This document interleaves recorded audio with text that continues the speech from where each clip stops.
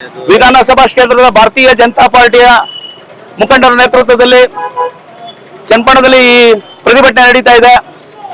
ಏನಪ್ಪ ಈ ಪ್ರತಿಭಟನೆ ಅಂದ್ರೆ, ಸಿದ್ದರಾಮಯ್ಯ ಸರ್ಕಾರ ಏಕಪಕ್ಷೀಯ ನಿರ್ಧಾರಗಳನ್ನು ತಗೊಂಡು ಹಾಲಿನ ದರ ಹೆಚ್ಚಳ ಮಾಡಿ ಹಾಲಿನ ದರದಲ್ಲಿ ರೈತರಿಗೆ ಯಾವುದೇ ಲಾಭವನ್ನ ಉಂಟು ಮಾಡ್ತಾ ಇಲ್ಲ, ಕೇವಲ ಸರ್ಕಾರಕ್ಕೆ ಲಾಭ ಆಗ್ತಾ ಇದೆ.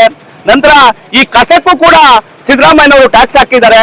ಈ ನಗರ ಪ್ರದೇಶದಲ್ಲಿ ಕಸ ಎತ್ಕೊಳ್ಳೋಕ್ಕೂ ಟ್ಯಾಕ್ಸ್ ಹಾಕಿದ್ದಾರೆ. ಈಗ ನಿನ್ನೆ ಮೊನ್ನೆ ಎಲ್ಲ ಏನಾಗಿದೆ, ಅವರ ಮನೆ ಮುಂದೆ ವೆಹಿಕಲ್ ಅವ್ರದ ವಾಹನಗಳನ್ನ ನಿಲ್ಲಿಸೋಕ್ಕೂ ಕೂಡ ಟ್ಯಾಕ್ಸ್ ಅನ್ನ ಹಾಕ್ತಿದ್ದಾರೆ. ಇಂಥ ಜನ ವಿರೋಧಿ, ರೈತ ವಿರೋಧಿ, ಈ ದೇಶ ವಿರೋಧಿ ಕಾಂಗ್ರೆಸ್ ಸರ್ಕಾರವನ್ನ ಕಿತ್ತೊಗೆಯಲು ನಮ್ಮ ಹೋರಾಟ ನಿರಂತರವಾಗಿ ನಡೀತಾ ಇರ್ತದೆ.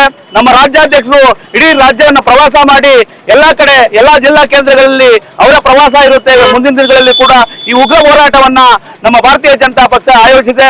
ಇಲ್ಲಿ ನೆರವೇರ್ಕಂತ ಎಲ್ಲಾ ಭಾರತೀಯ ಜನತಾ ಪಕ್ಷದ ಕಾರ್ಯಕರ್ತರಿಗೆ ವಂದಿಸಿ ನನ್ನ ಮಾತು ಮುಗಿಸಿದೆ.